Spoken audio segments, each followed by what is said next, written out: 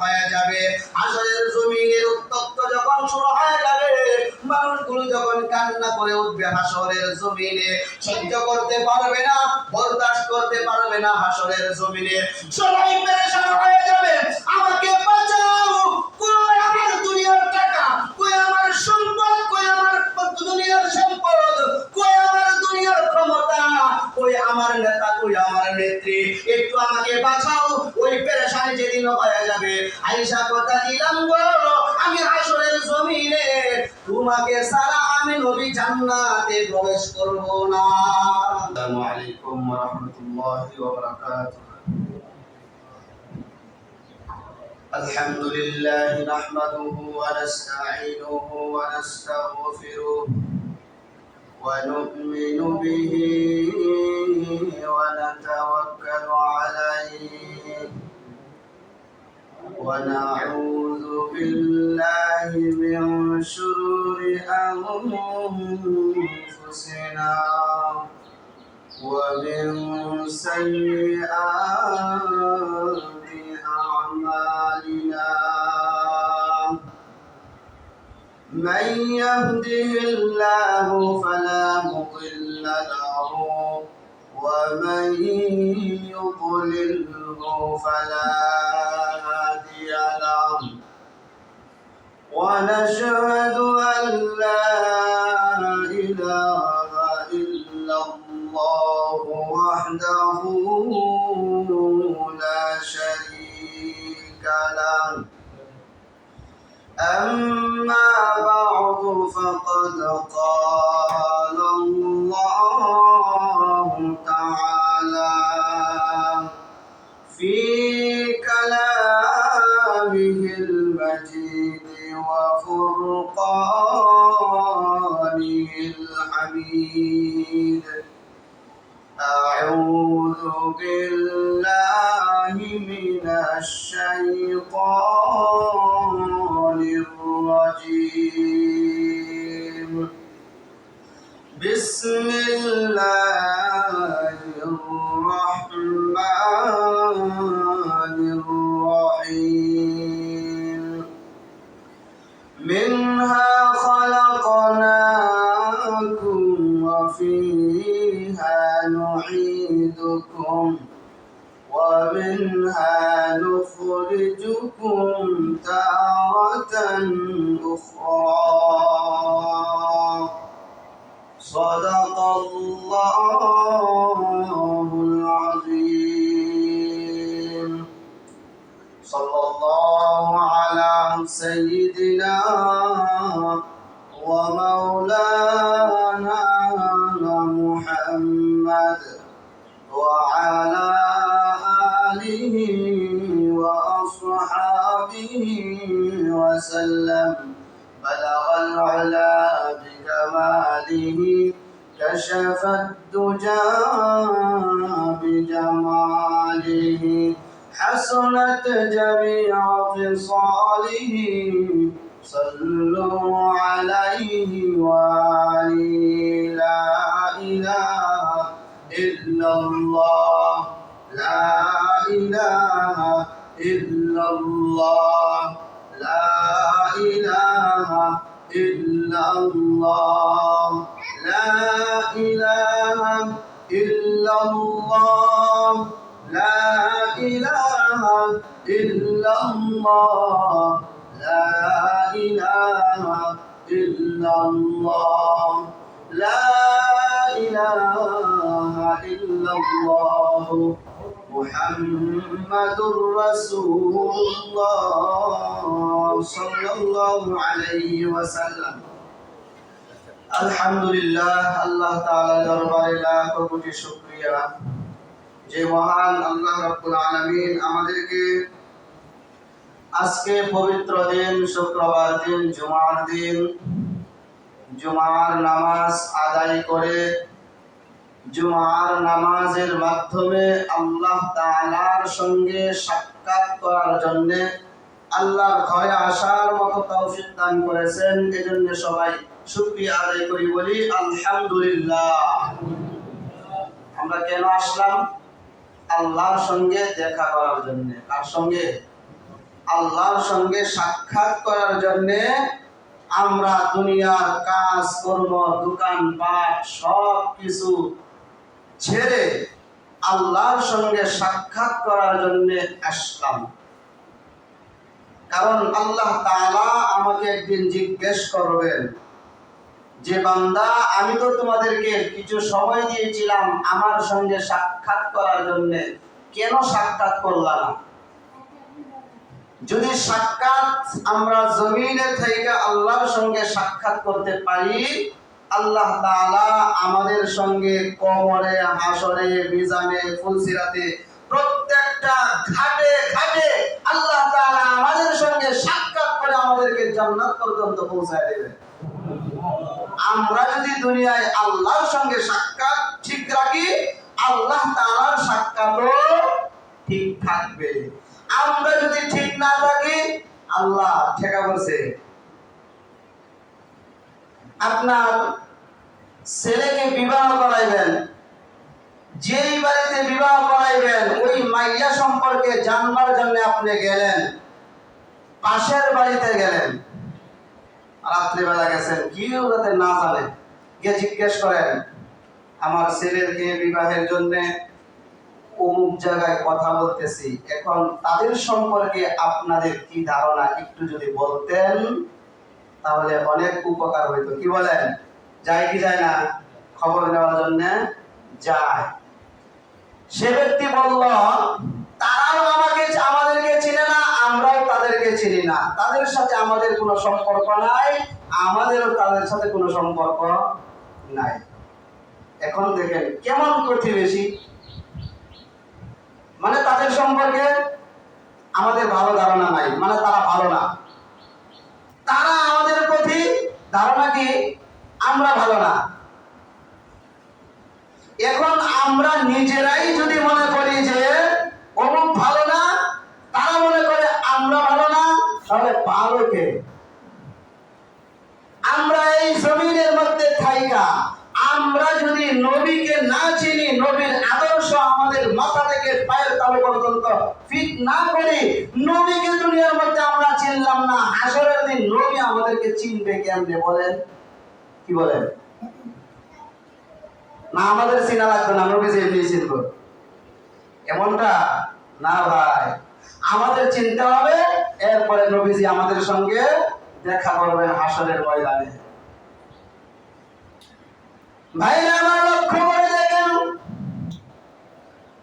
আম্মা আয়েশা রাদিয়াল্লাহু তাআলা আনহাকে আল্লাহর নবীর বিশ্বনবী রাহমাতুল লিল আলামিন বললেন, আয়েশা আমি তোমাকে অনেক কষ্ট দিয়েছি, আমি তোমার কাছে মাপ চাই, ক্ষমা চাই। আমার ঘরে আসার পরে তুমি বিভিন্ন ধরনের কষ্ট পেয়েছ, এজন্য আমি তোমার কাছে ক্ষমা চাই। আম্মা আয়েশা বলেন, ইয়া রাসূলুল্লাহ, ইয়া হাবিবাল্লাহ, আল্লাহর নবী গো, আপনি আমার কাছে ক্ষমা চান, মাপ চান।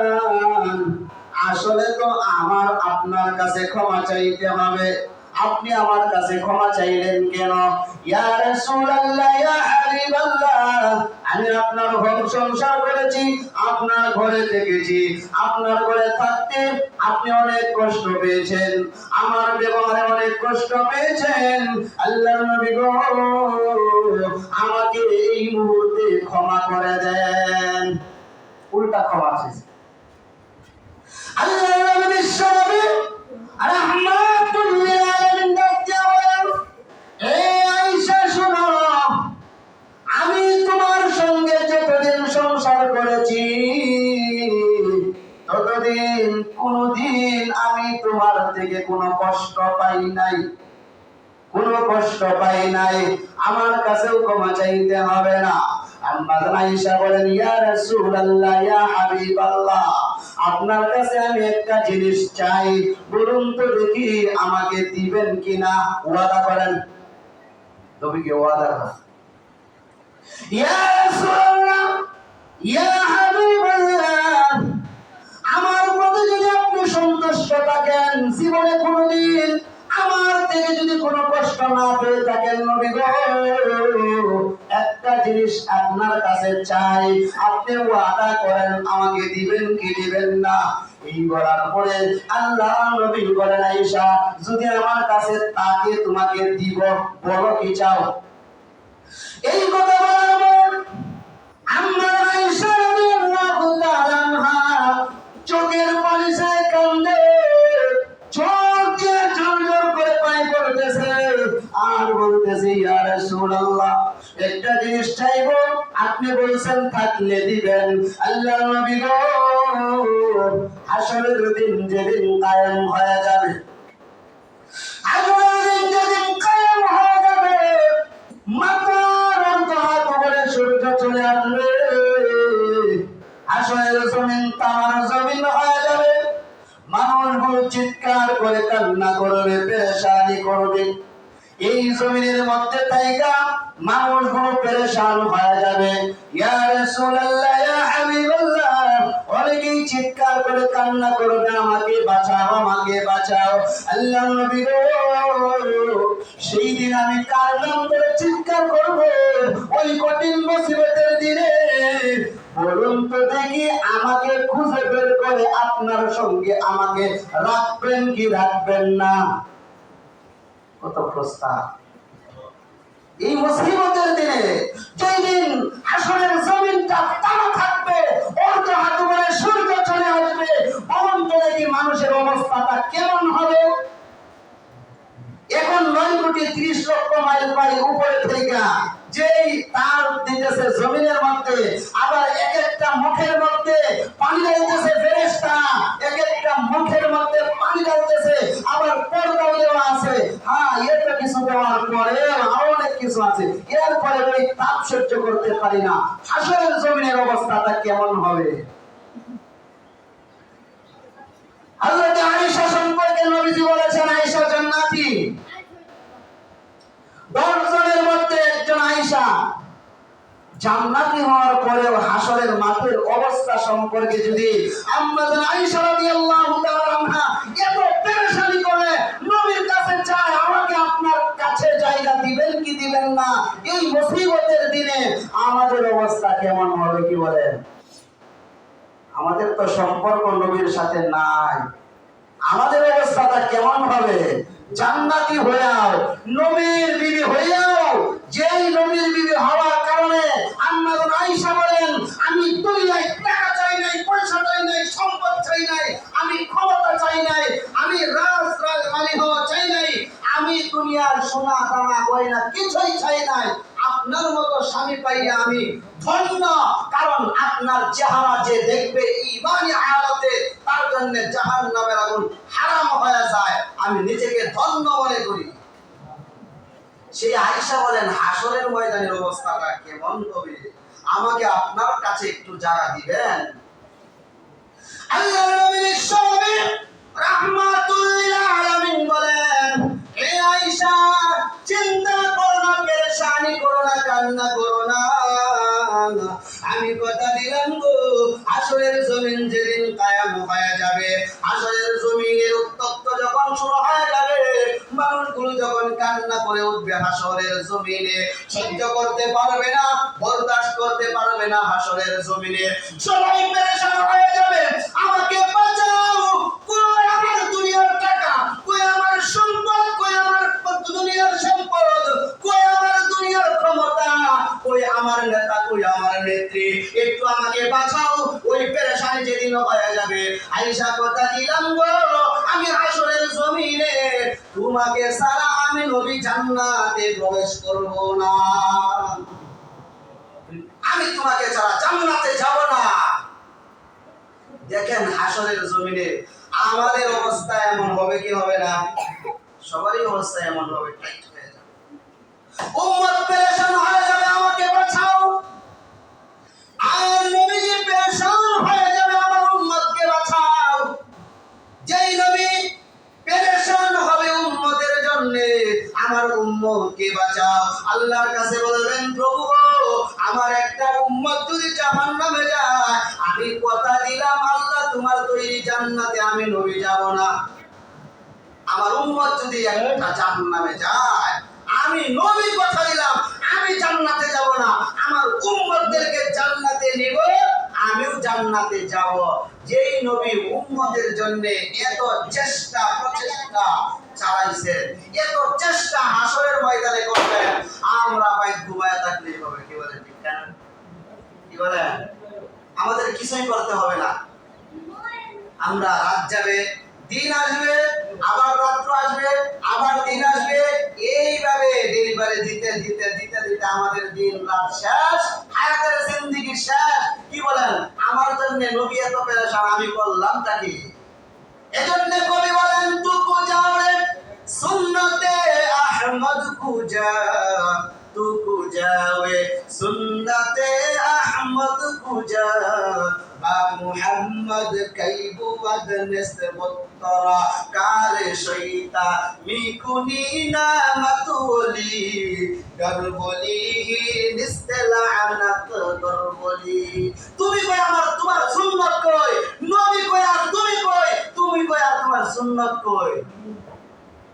সুন্নাত এক জায়গায়, সুন্নতের জায়গায় সুন্নাত, সুন্নতের জায়গায় সেরুনা সুন্নাত আছে, আর আমার জায়গায় সুন্নতের খবর নাই। সুন্নাত সব সেরুনে রাখা, কি বলেন, আছে সেরুনের ভিতরে বিকিয়া টাকাও দিয়াই 50 60 70 80, আবার সুন্নাতটাও সেখানে দিয়া। আর নবীর উম্মত দাবি করি, নবীজি এত চিন্তা এত পেরেশান তোমার জন্য, তুমি যে পেরেশান না, আফসোস কবরে গেলে তোমার অবস্থাটা কেমন হবে, হাসরের জমিনে উঠলে তোমার অবস্থা কেমন হবে, কেমনে বাঁচবা? এই উম্মতের চিন্তাই তো মুসলমান যারা আল্লাহ ওয়ালা আছে, তারা এই উম্মতকে নিয়ে এত পেরেশান হয়, এত দুর্বল হয়া এই সমস্ত সবল কাজ কেমনে করে ওরা?